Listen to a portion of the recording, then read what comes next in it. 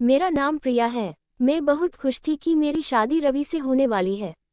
शादी घरवालों की मर्जी से ही तय हुई है। मेरी भैया की शादी अभी 1 साल पहले ही हुई है। मेरी भाभी का नाम रचना है। मेरी भाभी बहुत सुंदर है, साथ ही बहुत हंसमुख है। हंसना और बातें करना उन्हें पसंद है।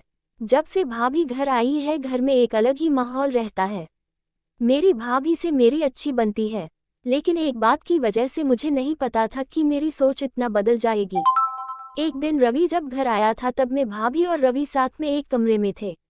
हम लोग बैठे ऐसी ही बातें कर रहे थे। जैसा कि मैंने पहले ही बताया कि मेरी भाभी बहुत बातें और मजाक करती है। ऐसे ही बातों बातों में उन्होंने रवि से कह दिया कि आपने भी क्या देखकर इसे पसंद कर लिया। आपका दिमाग तो सही है, अभी भी मौका है, आप बच सकते हो, शादी अभी हुई नहीं है।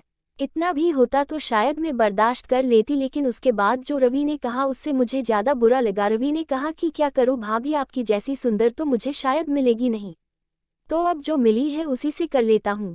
बात में ही हो रही थी, लेकिन मुझे वो बात दिल पर लग गई। उस समय मैंने भी बात हंसी में टाल दी, लेकिन मुझे अब वो बात सोने नहीं दे रही थी। मैं पता नहीं क्या क्या सोचने लगी थी। मैं अपने आप को भाभी के साथ कंपेयर करने लगी थी। मुझे उनसे और उनकी सुंदर होने से जलन होने लगी थी। एक छोटी सी बात मेरे अंदर यह बदलाव ला सकती है, मैंने सोचा नहीं था। मैं उस बात का जवाब देना चाहती थी। मैं कुछ भी सोचने लगी था। मैं सोच रही थी कि कैसे उन्हें भी मैं रुलाऊं। शादी की तैयारियों के साथ मेरा दिमाग भी कहीं और ही चलने लगा। एक दिन भाभी शॉपिंग करने मम्मी के साथ बाहर गई थी, घर में भैया थे। मैंने सोचा था कि भैया को कुछ ऐसा कहूं जिससे इन दोनों के बीच में झगड़ा हो, थोड़ी कहाँ सुनी हो, भाभी थोड़ी परेशान हो। उस समय मैं बस इतना चाहती थी, लेकिन मुझे नहीं पता था कि मेरी उस बात से उन दोनों की जिंदगी में जहर घुल जाएगा। भैया भाभी को फोन लगा कर पूछ रहे हैं कि कब तक आओगी। भाभी ने कहा बस ही आ ही रहे हैं। भैया बोले कि पहले भी यही बोला था, अभी भी यह कब तक आओगी। मैंने उस बात को पकड़ लिया और भैया के फोन रखने के बाद मैंने कहा कि खूबसूरत लड़कियों की बात का कोई भरोसा नहीं होता। भैया पता नहीं क्या क्या छुपाती है, क्या झूठ बोलती है। आखिर वो भाई तो मेरे ही थे। उन्होंने भी मेरी इस बात को पकड़ लिया। पूछा क्यों, क्या बात कर रही है, तुझे कुछ पता चला क्या। मैंने जानबूझकर ऐसा दिखाया कि मैं कुछ जानती हूँ और उनसे छिपा रही हूँ। मैंने कहा नहीं, कुछ नहीं, मैं तो बस ऐसी ही बोल रही थी। भैया ने फिर पूछा तो मैंने और ज्यादा उन्हें परेशान किया। मुझे पता था कि वो जितना परेशान होंगे उतना ही भाभी भी होगी। मैंने उन्हें ऐसे ही कहा कि भैया मैं क्या बताऊं, आप खुद समझदार है। वो बोले क्या मतलब, क्या बोलना चाहती है, ठीक से बता। मैं अब क्या कहती, लेकिन अच्छा हुआ कि उसी समय भाभी और मम्मी वहां आ गए और बात टल गई। लेकिन मुझे बहुत खुशी हो रही थी कि मैंने अपना काम कर दिया। भैया उनके आते ही अपने कमरे में चले गए। बस मुझे अब भाभी का वैसा चेहरा देखना था जो मैं देखना चाहती थी। भाभी करीब 1 घंटे बाद जब कमरे से निकली तो उनका चेहरा बयान कर रहा था कि मैंने जो बोला है उसका असर हो रहा है। भैया का भी मुंह उतरा हुआ था। उस दिन से भाभी का बोलना और हंसना कम हो गया।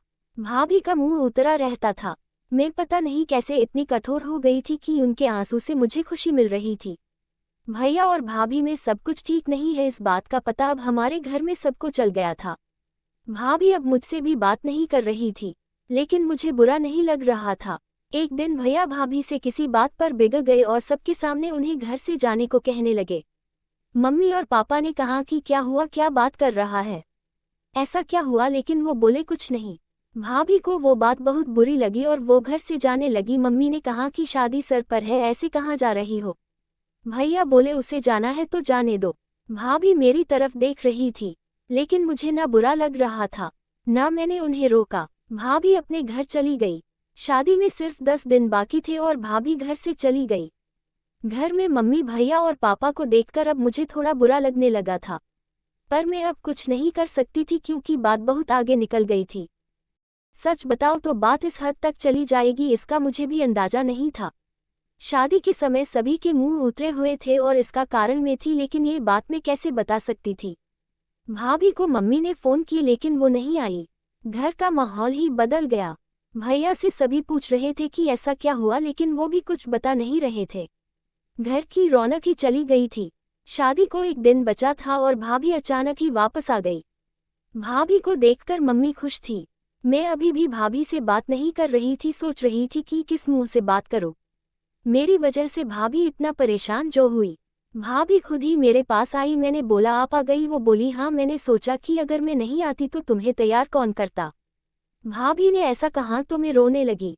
भाभी ने कहा कि मुझे तुम्हारे भैया की बातों का इतना बुरा नहीं लगा, ठेस तो मुझे तुमने पहुंचाई।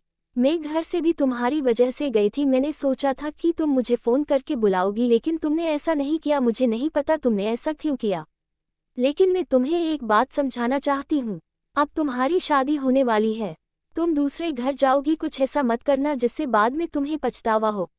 मैंने भाभी को कहा कि मैं भैया को बता देती हूँ कि वो मजाक था। भाभी बोली तुम उसकी चिंता मत करो, उन्हें अगर अपनी पत्नी पर विश्वास नहीं तो यह उनकी गलती है, तुम्हारी नहीं।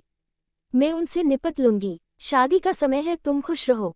भाभी के आते ही घर में रौनक आ गई। इस गलती ने मुझे बहुत कुछ सिखाया, मेरे अंदर की जलन और ईर्ष्या को खत्म कर दिया। मेरे अंदर एक डर पैदा कर दिया कि मैं कहीं गलती से भी किसी के साथ कुछ गलत ना कर दूं। भाभी मेरी जैसी नहीं है, मुझे पता है वो भैया को भी संभाल लेंगी। मैंने भाभी के साथ इतना कुछ किया, लेकिन उन्होंने अपना फर्ज नहीं भूला, ना ही यह बताया कि ये सब मेरी गलती है। ऐसी भाभी सभी को मिले। आपको ये कहानी कैसी लगी कमेंट कर हमें ज़रूर बताएं। इसी तरह की कहानियाँ आपको यहाँ मिलेगी, तो बने रहिए हमारे साथ।